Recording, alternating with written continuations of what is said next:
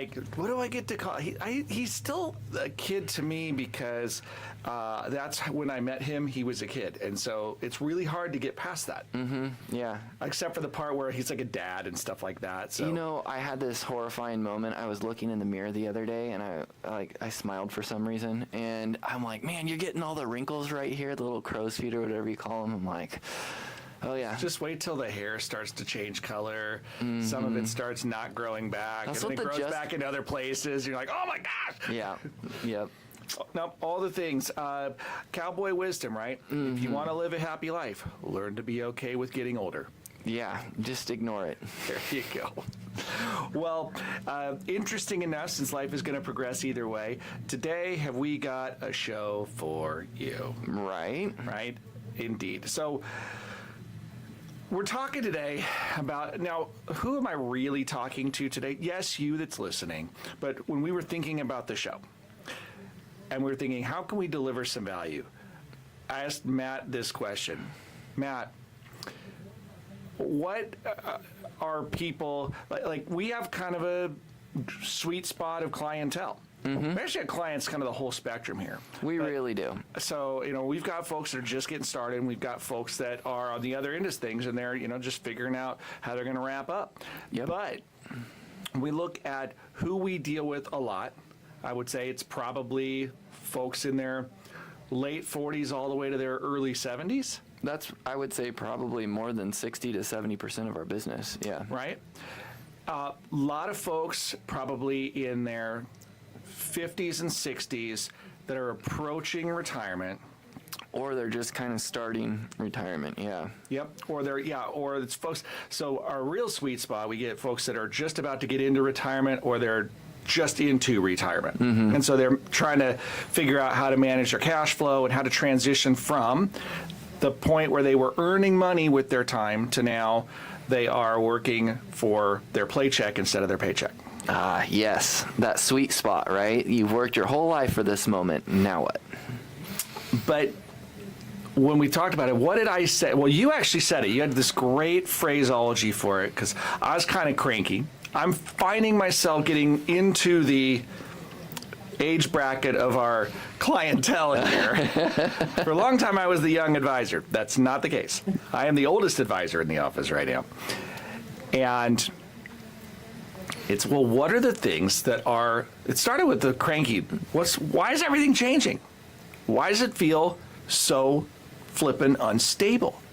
And you just summed it up with this simple phrase. Why does it feel so complicated now? Yes, it does. There's a lot. I feel like there's a lot more moving parts to this thing than there used to be. It sure seems that way. I don't know if I am speaking for everybody. I'm going to speak for me for a minute. Okay. I'm squarely in the Gen X world. And Gen X, in a lot of respects, it seems like we're a bit of a cranky generation because the baby boomers ahead of us could rock the vote. The millennials behind us can rock the vote. And we're this voting rounding error. It's a little bit like Douglas County feels every time that Portland votes for something statewide.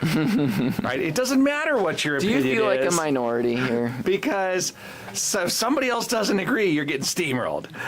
And I have to admit, as a Gen Xer, I've watched all the technology show up and take over, and I've watched a lot of promises that seemed to be the thing that we were going to build the house on, and they've all been sort of taken away. I've seen tax policy change so many times I can't count it. I have seen pension plans basically evaporate in the private sector. Yep, that's a big one. They've been materially changed in the public sector. I've seen the gap between the benefits of the public sector and the private sector create a lot of contention in the private sector. Yeah. I've seen competition for workers, and now the great disruptor of my career is artificial intelligence, which now seems to be giving the workplace the ability to automate and outsource things that used to be done by people. Yeah. And we haven't made robots for everything, but a lot of things. I imagine that, a lot of the steel workers and the auto workers of the Detroit area and surrounding communities of decades ago probably felt like this as robotization changed automation. But today, we're seeing that extend even further. And if you don't believe me, when was the last time that you went to a drive-through restaurant and it was AI that started taking your order and then a different person took over at some point at the end and you realized, like, I was talking to a computer?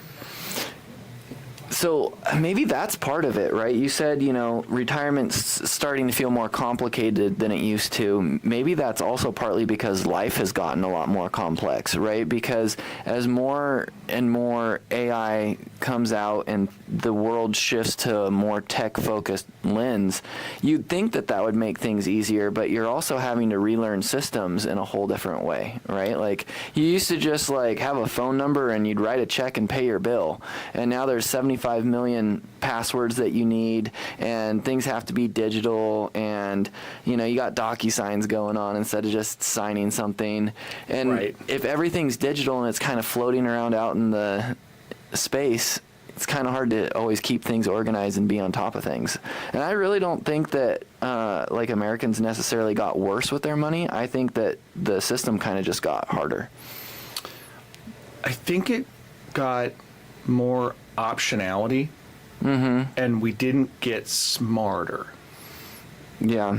That's a weird way to say that. Now the system got really clever at finding all of this data about you to really hone in on how to market to you. There's that, And they have convinced so many people that these wants are needs.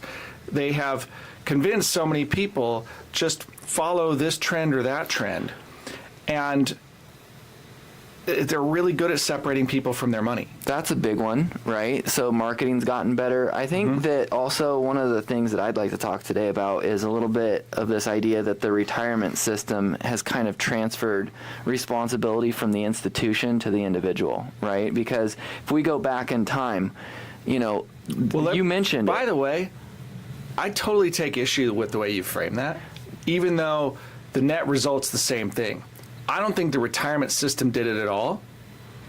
I think that the system changed. This was a capitalist response to risk management. I do agree with that, actually, right? But you just got to look at where was the turning point, because you mentioned it earlier. The employer pension used to be a huge portion of this, right? And then if someone had a good pension and they had Social Security and some supplemental savings, they tended to be pretty much all right. And now, we look at that and it's like, well, the pensions really aren't used nearly as often as they used to be. And so, I even brought in a stat on that one. So you used to have a 60% participation rate back in the 80s, and it's under 20% today. You're talking about for the pension portion. Yeah. The pension option. Now, what I've noticed is if you have a pension option, people take it. Oh, yeah. A lot. But they just aren't given as options very much anymore. Right. And so, you think back to how it was maybe in the 70s or 80s. People were pensioned up, money was moving in the system, and real estate too, right? Real estate proportionally was a lot cheaper than it is today, as a portion of your income. Show on why all of this stuff happened. Right. The problem is it will leave you feeling like, well, great, now then what? Because yeah. It's not likely to change. Right. And I think I'm just trying to make the point that I don't think that people necessarily got worse with their money. I think that the system changed and people didn't adapt really quickly to it.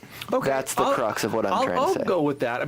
I do think that we have expanded what everybody thinks they need to buy, right? The level of vehicle today, I look at just a base model anything is so much more sophisticated than a base model of 20, 30 years ago.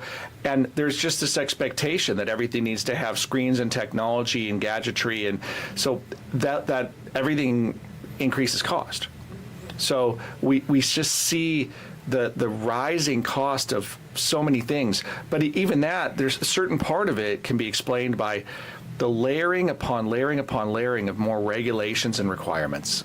And they just add up. You know, the fact that today's vehicles are arguably a lot safer than they were 20, 30 years ago, and they get a lot better fuel economy than 20, 30 years ago. But there's a lot more regulations that have to be complied with, so it's harder for competition into the marketplace, and all of the products cost more. Yeah, especially the real estate.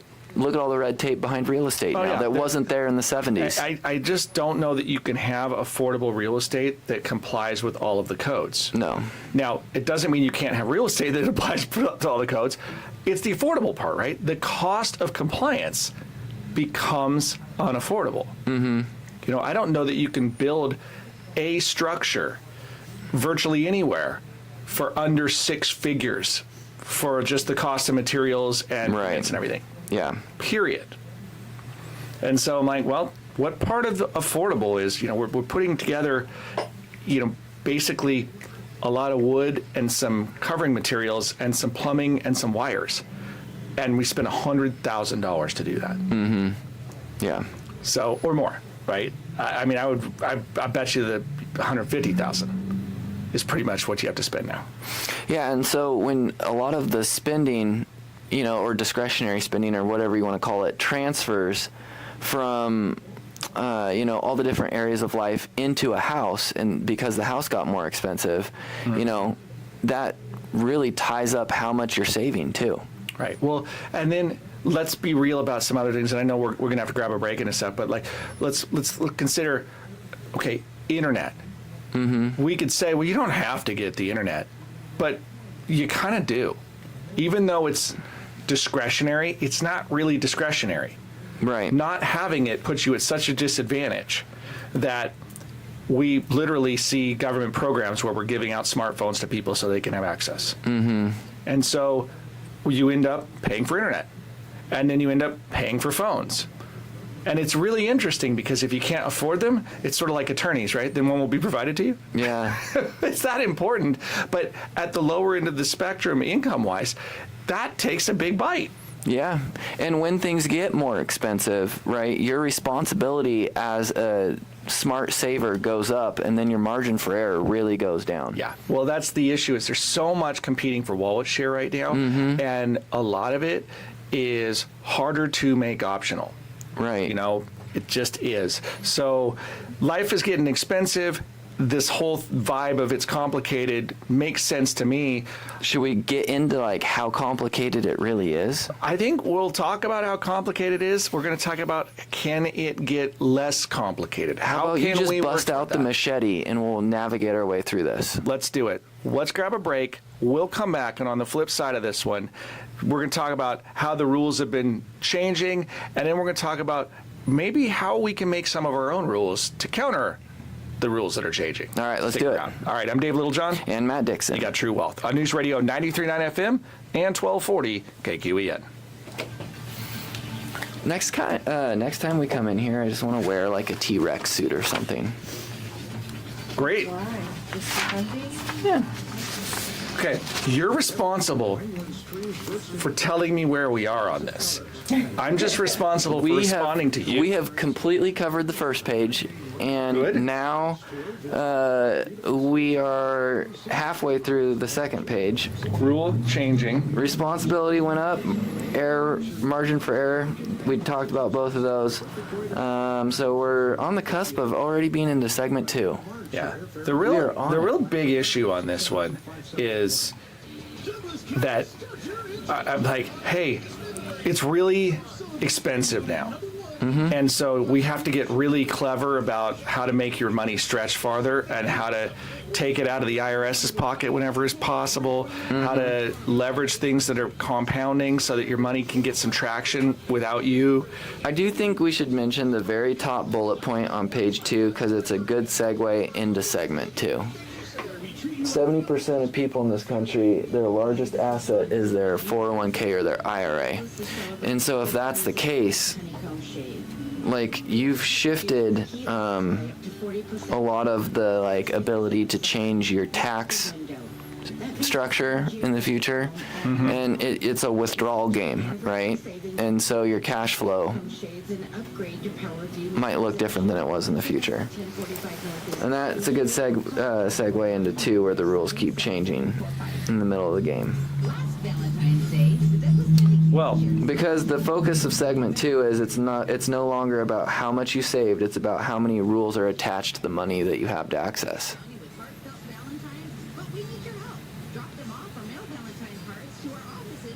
yeah, that.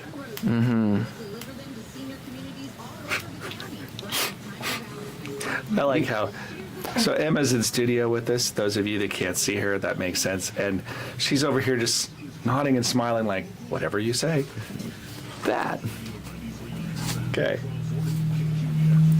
Hey, gang, welcome back to the True Wealth Show. Dave Littlejohn in studio with Matt Dixon.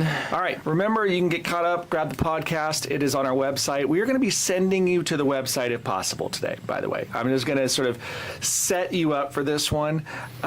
The web address is littlejohnfs.com. We've been over this before. Littlejohn was taken, and I couldn't extort the guy into giving me So for the that domain. person that's driving, they should immediately pull over to the next safest location, pull out their phone, and go to where? littlejohnfs.com. Wow. Financial services. There it is. Right? So, and I want you don't have to even do anything on the page. We're going to talk about later. This is going to come up. Just remember that benchmark this little term, or like bookmark this term in your mind. Asset map. Okay. We're going to come back to that. I'm just going to set a little pin there, and we're going to come back to it later in the conversation. But Matt, I want to talk before we get there about the concept of how things are getting more complicated these days. Yep. A lot of it really is this complexity has led to expense. I do believe that for younger folks entering the marketplace today, the cost of things is legitimately higher relative to previous generations. Education costs more as a portion of your income. Housing is more as a portion of income. So you're seeing these historical ratios where, saying, well, you spend 30% of your income or less on housing. And then you look at somebody's income and you look at what that would buy, and it's like, it doesn't align well. And so folks are having to find different ways early on to access housing and be clever about it. And the government's tried to address this, but they've tried to address it in ways that I don't think address the cost of housing. What they do is they address the cost of financing. It's like, we'll give you zero money down programs where you can finance more. Right. We'll try to do 40-year mortgages where we can spread the payments out over longer periods of time instead of 30 years. So there are these other tools of manipulation that are trying to be presented to the masses. What I'm going to tell you is there's more tools than that, but it really does require that you have to get sort of clever about how you leverage finances. What I see most commonly when folks are really young is that because of a lack of more understanding about the value of their money over time, they will front load more expenses than assets, and then later on they'll end up trying to catch up and fix that error. And the folks that get out of the gate strong do a better job of avoiding liabilities and stacking more assets. Yeah. So with all of this change, how do we adapt to these crazy rules? Like what do we talk about? How do we help people navigate this? Oh, I think one of the first pieces before you even get into that is just understanding like the shift, right? Statistics are showing that now most Americans, where is their wealth? It's actually inside of their 401k or their IRA. And that's over like 70% of the country. Like if you look at like where their wealth is. You're talking about 70% of people that accumulate anything, the majority of their wealth is in their retirement plans. Yeah. Am I Correct. understanding you? In an IRA or a 401k. And Okay. so now, the individual is more responsible for stuff in the future in regards to like taxes, right? Because like for most people, they put their money in like just a regular workplace 401k, and then they go to pull that money out in the future. They rolled it into an IRA, and they're going to pay income taxes on that, right? And even for the person who did really well and put $1 million into that IRA, you now have potentially some timing issues, some tax issues, some RMD issues where, you're required to start taking that money out proportionally more and more each year. And so you can run into issues in the future. So I think part of it is just understanding that so that you can do exactly what you just said earlier on in the show, which is you need to own assets, and assets across different classes, right? Like not just in a retirement account. You need assets that are liquid enough to where you can use big chunks of money if you need to, and it doesn't blow your taxes up, for example. And so spreading your assets out over different kind of buckets of money is not a crazy thing to do. Yeah. By the way, when Matt says buckets of money, different tax treatments. Okay. The challenge here, and when we say it's getting more complicated, I think it really is. It's more complicated because taxes are progressive and because taxes change. Expect over your lifespan that the tax code will change numerous times. Right? It's a political hot potato. It's and so those rules are going to change, and the government is going to incentivize things sometimes and disincentivize things other times. So being adaptable means also the problem is, imagine this. Hey, I've put 70% of people out there have put the majority of their wealth in a retirement asset that has a tax treatment, which means you have that strategy to manage your taxes with. There are no other arrows in your quiver if you put everything in one strategy. Right. And so if you're wondering, well, what are they talking about? Even if we were to tell you, well, what if you had Roth IRAs in addition to traditional IRAs or 401ks? Yep. That's another type of tax strategy. Or you have a rental house that's paid off in your retirement years, and now you're getting which has a $1,400. passive income strategy, different tax treatment. Yep. Yes. The problem is that in order to successfully navigate today, you need to become more aware of how taxes are going to impact your dollars. Because if you give more dollars to the government, that's fewer dollars for you to spend. Yeah, that's a big piece. And the challenge with that is that the government says some behaviors we prefer over others. But imagine this, 70% of accumulators have the majority of their wealth in retirement plans. You know where that can really bite people potentially in the future? Well, I'm thinking about required distributions is probably, but where? Also healthcare costs, right? This is one that a lot of people don't think about, but Medicare, there's costs associated with that, and premiums increase based on your income. And so that loops into what you were just talking about, which is the RMDs. So if you are required to take money out of that IRA and it drives you into a higher tax bracket, you could now also be paying more for your Medicare. Yeah. The issue is, I think folks miss the strategic moves. Correct. Moving money around within your tax bracket, if you're able to do that, and you can by determining things like what, when, and where you put investments. Right. And it can be very simple moves, right? Like you said earlier, I'm going to stop contributing to this traditional 401k that I already have $1 million in, and for the next 10 years I'm going to contribute to my Roth 401k sleeve, and then break up some of the taxes. Yeah, or simple things. Thinking about, well, depending on where you're at in the journey, this is the case for, if you don't understand this stuff, this is the case for why you would still consider working with a pro. Is that when you are younger, you may be better off so you may, I'm not giving you advice right now, but you may be better off starting in a Roth IRA. You're in a lower tax bracket. Right. As your earnings go up, it turns out you get phased out of eligibility for a Roth anyway. If you don't know what phased out means, there's another reason you might want to talk to a pro. Yeah. Right? And listen to the show again, and then go hit up ChatGPT and ask about what phase outs are. If you earn too much money, you're not eligible for certain things. Correct. So, and the weird part is, gosh, I saw this today, in fact, with the One Big Beautiful Bill Act that just came out, all these different tax things that have changed. And there's a chart that showed a stack of different deductions that are available and the phase outs at the different things on the tax code. And here's the trick now, they're trade-offs. I can get phased out of something over here, but it will create something over there. So the But if I choose over there, opportunities if are I way choose different. to take this one over there, I lose a different thing over here. And so, yeah, what you select, you're going to get something and you're going to give something else up. So you Interesting. don't get both anymore. It's like you have to optimize for whichever is best for your circumstance. By the way, that sounds to me like more complicated. Yes. Yep. It just got more complicated. Right. And so I think you're going to have to become better at understanding tax code to optimize here. I'm going to have good news. If you're not at a point where you're earning enough that, if you're just taking standard deductions and it's pretty simple, the IRS has largely said, for you, we are going to keep this pretty simple. But if your goal, like most everybody I know, is to earn enough that you get outside of that IRS safe zone, that's when it's going to get more complicated. Yeah. So there's just a lot of things here.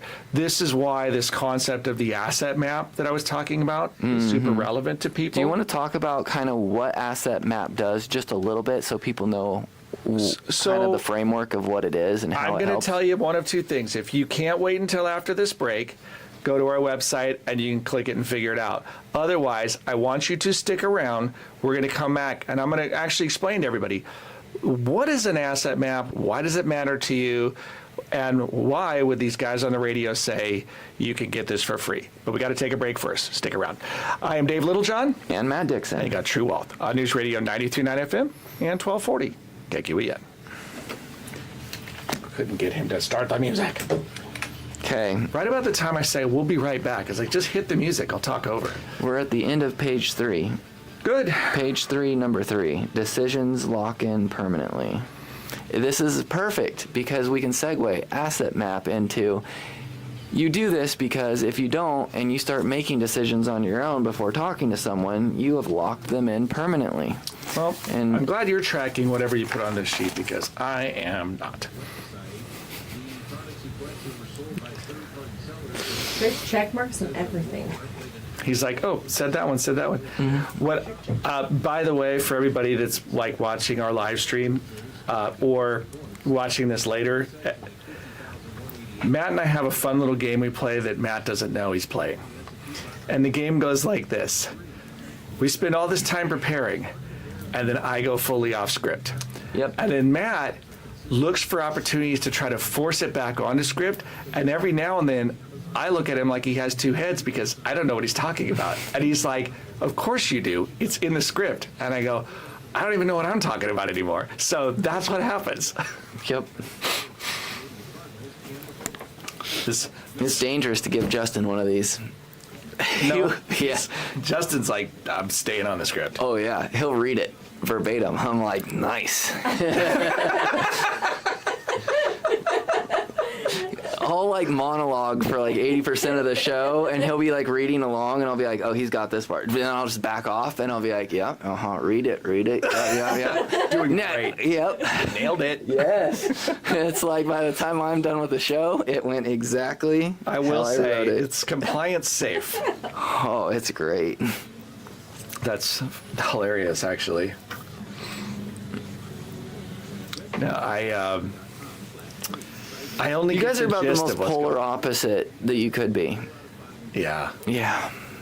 Well, the weird thing about this is you could come up and just say, here's the topic, discuss for the next 60 minutes. And I could probably monologue about it. Probably. Yep. I don't think you'd run out of words either. It's a strange thing, but yeah. I don't know that I could sound polished and brilliant, but I could ramble on. Mm-hmm. I don't know that I can sound polished and brilliant, period, just so we're clear. I mean, with enough editing. I'm not there yet. No. Yeah, we're going to need a little bit more AI magic on that one. We're By the just time gonna it's have done, you. can I look like Tom Cruise?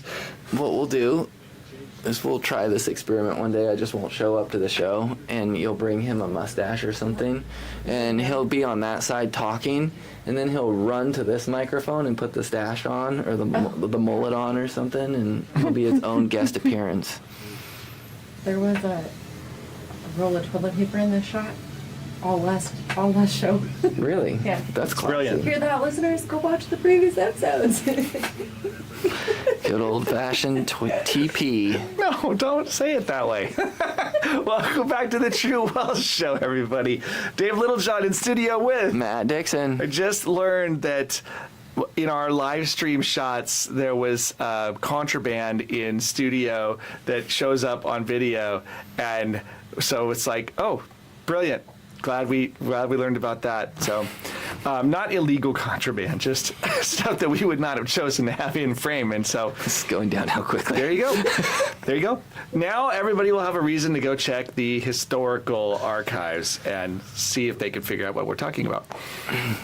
Meanwhile, yeah, it's like, you know, Page 3, bullet 3. Mr. Beast did that YouTube or the commercial on the Super Bowl, right? So everybody's now scanning that thing a million times trying to figure out the clues. Yeah. Ingenious marketing on his end, honestly. Yeah. Like, that guy has just taken the world by storm. It's true. I'm not even going to try to unpack that. He is more clever and brilliant than I am. So I'll just go, all right, you figured out the YouTube algo. You probably are the YouTube algo at this point. So Google calls him, hey, we're thinking about making some changes. What should we do? And he's like, I would try it this way. And they're like, So the Chuck Norris Okay. of YouTube. the Chuck Norris of YouTube. Oh, that's serious. Yeah, that's heavy. Serious. All right. Oh, you were going to tell us what asset map is, remember? I am. There you go. Okay, this is a starting point. So a bunch of you guys out there listening are probably thinking to yourself, great. Now you've terrified me with the fact that taxes are more complicated and you've given me no tools or resources whatsoever other than fear. Thank you for selling this to me. To which I say, hold on. I'm not here to ruin your life. We're actually here to attempt to improve it. And let me do something refreshingly honest. Okay. I'm going to give something away. And you're thinking to yourself, nobody gives something. Well, that's true. Some of you are going to get this and you're going to say, you know what? This is useful enough that we're going to reach out to you guys. And we'll go, hey, then maybe you can end up getting personalized financial advice from us instead of just listening to the radio. But for a bunch of you, you may just want to try these tools out for yourself and you're not interested in hiring anybody or, you know, that's fine. We're still going to give it away. We pay for it. This is not a free tool. This is something that we use as a professional financial planning set of tools here. But if you go to our webpage at littlejohnfs.com, scroll partially down, you'll see where it says build your asset map. This is a visual look at all of your assets. And again, this is military grade security, all the stuff, but you can go in, create your own portal. You don't have to give a bunch of personally identifiable information that's going to compromise your identity or any of that stuff. But you can go in and give us, put your name in it so we know who you are. And then you can build out your financial picture. It's just going to ask you questions. You follow through the wizard. It will take everything. And what you're doing is you're sort of co-oping with us. By helping with giving us the information, you are doing data entry on our behalf, which then gives us the ability to load this into our planning systems, and we can then do scenario-based planning with people. Mm-hmm. We can actually run things like projections. And if you're thinking to yourself, I'm 30 years old, this is useless. No, we can run way more than just retirement projections. We can do things like insurance analysis. Hey, I just had a second kid. Do I have enough life insurance? You could actually mock that up with real numbers, real projections, and get a sense of whether or not you're adequately insured. And then you can go out with that information and shop the marketplace if it's appropriate. You could actually look at how much am I contributing to retirement plans? How much is my employer matching? What does my future tax rate look like? And we could actually model that and give you a sense of whether or not you're contributing enough to ultimately be able to replace your income someday. These are all things that are available, and by you partnering with us using this tool online, we can provide this to you, and we actually can just give it to you. Because you're helping with that lift, right? And since we do a free consult for anybody that's new anyway, you can come in and we can have a discussion with you about this, and you can leave with legitimate financial planning built around your personalized circumstance. Yeah, and a lot of the times, I see people who come in and they spend an hour in the office and they walk out like, wow, I know way more today than I have ever known in my life about my own personal finances, because it allows you to do some pretty powerful things with a pretty simple tool. It does, and simple meaning simple to engage with. Correct, yeah. It has a lot of horsepower behind the scenes of the ability to test things and try things out, really cool. The ability to simulate future tax rates, really cool. All stuff that I think is very relevant. And it's really important for people who are getting close to retirement age, right? Because it allows you to potentially, not lock some decision in permanently. Like, Please expand on this, by the way, because we've had.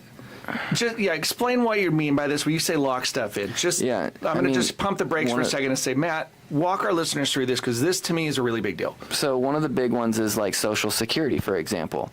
Sometimes people just are like, well, it doesn't really matter that much. I'm just going to take it now. Boom. And they make a really rash decision, not based on the numbers or anything, just I want to take it and give me some money. They've locked that in. They can't undo it. And then it's like, well, you just cost yourself 24% more money than if you had just waited 3 years. Like, as a rough example, right? Like, you could have had a lot more, and maybe you really needed it because you're cash flow dependent. But you locked in a decision because you were impatient. It's the lock-in of decisions that I was really angling toward. Is there's some things that you only get to make the decision once, right? There's no second bite at the apple. And so what we sometimes see as professional planners is folks have already made the decisions. Then they walk in the office and say, hey, this isn't working like I thought, fix it. And our response at that point is, well, you needed to do the planning first. Once you locked everything in, it's a little bit like, hey, I already, cut the board, and now it's not the right length anymore. And it's like, well, if you cut it too short, you can't stretch the board, right? It's just not going to work.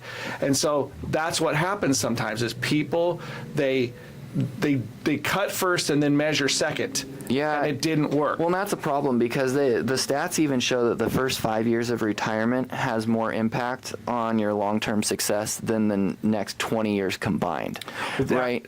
That one, we should really, that's a sneaker stat, right? Because let me ask you, Matt, what does that sound like it means? It sounds like you better get it right out of the gate. So it's a commentary about the markets. It's not just about your decisions. True. There's also the markets involved. Because there's a sequence of returns issue. Yep. If you have 25 years of theoretical retirement ahead of you, but the first 5 years happen to be the bear market of 2008, so your account drops by 50, 60% while you're taking distributions out, it's possible that you never climb out of that hole again and you run out of money. True. If you grow that money for the first 5 years and it doubles in value from your starting point, and then the market has a correction, right? You kind of go back to where you started, but you started okay. Yeah, it is a sequence. In the first 5 years, I was okay, and then I'm not okay, and I'm never get back out of the hole, versus I'm okay to I'm super okay, and then you pull back to just okay again. It is a sequence of returns issue, and it also goes back to what we were talking about with you just locked in a decision permanently, because what if someone, they threw caution to the wind, the market does have a 30% pullback, and then they're like, I don't care, I'm just going to retire and start pulling a bunch of money out of my IRA. And it's like, well, if you had just waited a year and then the market recovers 40% or something, and now you start pulling your money, that's going to have a pretty big impact potentially on your retirement And plan. by the way, these are fictional examples. Yeah. I mean, if the market happens to be down 30%, and you're trying to retire, it doesn't mean you can't retire. It's true. But it does mean you need to adapt your strategy to give yourself the ability to stay retired. Yep. Right? What I see, one of the biggest mistakes that we see is folks that will say, I'm going to retire, but they don't plan for how they'll stay. retired. And so their assumptions are wrong. They go ahead and pull the trigger, go into retirement, and then they blow past the safe margin of withdrawal and they burn through the capital. Yeah. And then you get to a point where there is no more money and you're further down the path and you're less employable and you have very few options. Which is why an ounce of prevention, aka pre-planning, can be worth a pound of cure. Yeah. Right? So anyway, that's a big deal on this one. Yeah. So again, why we're kind of promoting this idea. My personal mission on this one's pretty straightforward. I would like to see more people be financially independent, and I think it's reachable because money will do so much of the work for you if you'll give it the time to do it. Right. We got to reach you early. And a lot of people have a lot more time than they think they do because people are living longer than they used to. Yes. Well, not only do they have more time, but they need to plan for more time. Exactly. Because they're living longer. So do we need to be aware of the fact that your money may need to last 30 years, not 5? Correct. So Yes. that's a big difference in strategy. Yeah, and you'd be surprised how many people out there are like, I've only got 5 years left, and then it's like, no. Yeah, it can you be lived a longer long than that. time. All right. Don't sell yourself short. Well, of all of the things, Matt, what do we still need to talk to our listeners about? I think one of the big ones is, okay, we've established that things are different than they used to be, right? People are a little uneasy, but how do they kind of navigate these changing circumstances, whether it's taxes or whether it's they're living longer? Like, how do we overcome this? What are the keys to being successful in retirement? All right, so I'm going to quiz you, but I'm going to make us take our last break now. All right.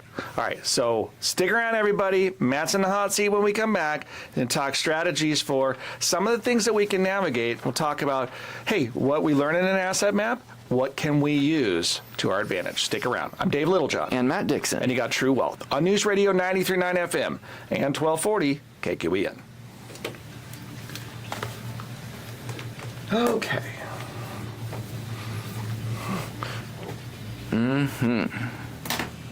Well, thankfully, Matt has prepared an agenda, Yes. which And means we've I got- can just ask him questions and he can carry us home. I've only There you go. got 4 or 5 things left to say. Well, Because you can after stretch that into 8 minutes. after the notes run out, I'm just He's like, completely worthless. I don't actually financial plan at all. I just read a script. Yes. So not true. Let's see. No, if all else goes wrong, you could just talk about your piranha idea. About my Piranha idea? Yeah. Oh my goodness. I mean, that might get some people moving and getting into action. Like, I'm going to email them and tell them that's a great idea. The thing is, there's a whole bunch of people that would think it was awesome. And then there's a whole bunch of people that would be mortified. You know what you say to the people that are mortified? Kick rocks. I was like, you can invest with our sister company over here that doesn't feed live bait. If you can't just appreciate the life cycle of things getting ripped to shreds, well. So I'm going to explain this to everybody, and it's going to become an informal poll on YouTube. Only a handful of people will see this because nobody watches the live stream. Matt the other day proposed an aquarium, and then somehow in our we have a new office, like we could decorate, we put an aquarium in, and I was like, it's a lot of work, and he goes, you know what we could do? We could put piranhas in there, and then we could like sort of tag the fish that we're going to feed the piranhas and name them like different stocks that we think are tanking in the market and be like, oh, throw it in there and watch it just get shredded. And it's like, people would love it. Everybody on YouTube wants to watch like piranhas We live would feed. be leading a Reddit board somewhere. Like, people would come to us and they would literally probably have index funds based solely off of what we feed to the piranhas. So we have to get a whole bunch of fish. I don't know how we track them, but Who's If gonna, there's who's gonna make anything it? I'm made for in this world, it's to track the piranha feeding schedule. This, we're back to live. We can't talk about it anymore. You better catch. Welcome back to the True Wealth Show on the home stretch where we're going to keep it together, Matthew. No, we're not. We are going to keep it together. I'm going to cut this real short, so I got an extra 4 minutes before the end of the show to go into the stuff that really matters, David. This is, you're going to have to watch the YouTube outtakes. That's all I can tell you. Sure. You're going to have to go see the live stream, and you want to look at the stuff in between the break, and then you'll go. Do you know how hard it is for me to filter? Like, Yeah, I do a think really I do. good. I do a really good job. Like A+ work over Thank here. you for not. Getting you sued. Yes, rule number one. Getting myself Good job. fired. Good job. A long list of Yeah, things. thank you for not violating any FCC regs. So, okay. Today we have covered interesting ground. We have established that the world is getting more complicated for investors. People are a little uneasy. A little uneasy, a little frustrated. If you're a Gen Xer like me, your trust has been broken enough times that you don't trust anybody. Oh, the government says it's going to work out. That probably means it won't. Yes. Right? Oh, they say everything's they said it's going to be fine. Great, it's not going to be fine. Right? Oh, these tax policies, you can count on these. Nope, they're going to change. Oh, yeah, sure, that career field, that's a banger. Yep, that was useless. Oh, absolutely, your college degree is going to totally get you a job. Yep, no, flush that down the toilet. Right? All of these different things that we're like, thank you for those promises. They ring completely hollow. And on to something more interesting, right? Now that we've established, okay, maybe the world is really tough to navigate. And maybe it's tough because we keep changing things radically. Yes. Heck, 10 years ago, social media was, I guess it was still a thing, but not like this. Oh, that was one of the things I was going to talk about. Oh, get out. All right, well, maybe we better, push it out there. But I want to talk about how can people cut through the clutter and improve decisions, because I still believe this. Like, I genuinely believe this. It is still possible to have the American dream. It is not something that happens overnight, and it does require savvy navigation of the system, but it is within reach for people. This is not a, punt, it's never going to happen. Now, you have to be willing to upgrade your skill set, and you're going to have to learn some things that weren't taught to you in high school. That's for darn sure. Yeah. What are some of the things that we can do, Matt? If people are going to take the time to build an asset map with us, what's it good for? Okay, one of the biggest things that people need to understand is how much they're actually spending. A lot of people don't have a budget, they have no clue what their expenses are, and they don't know if they're able to even net a profit each month. Before you guys throw the asset map out the window, it's not a budgeting tool. No, Just it's so you're not. aware, No. it is not a budgeting tool. And if you're like, if a lot of you won't even engage in this because the idea of a budget sucks too much. Yep. That shouldn't be the deal breaker on this one. No. I agree, Matt. People should know that you need to spend less than you're making, and if you Right. don't know that you're doing that, that's a problem. Yeah. But don't let budget be the B word that keeps you out of this game. Are you talking what do they need to be able to fill out an asset map? Nope. I'm just talking about if we get an asset map, how do we use that to help people? Yeah, well, okay. So to answer that, I'd say we're able to help you establish some ideas around, how much you can possibly spend in retirement. That's a big one for people. Like giving you some guardrails, like, oh, the markets are doing this. Well, you might be able to spend roughly this amount each month.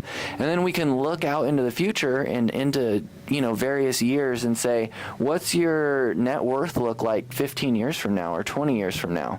What if the market gives you an 8% return versus a 3% average return? And so we can manipulate a lot of different variables. One-time big expenses. You know that in 3 years you're going to have to put a new roof on your house. Oh, yeah. We can add that in All right, there. too. So we can really manipulate the data to fit your unique circumstance, and then that allows us to really give you a lot better understanding of where you're at.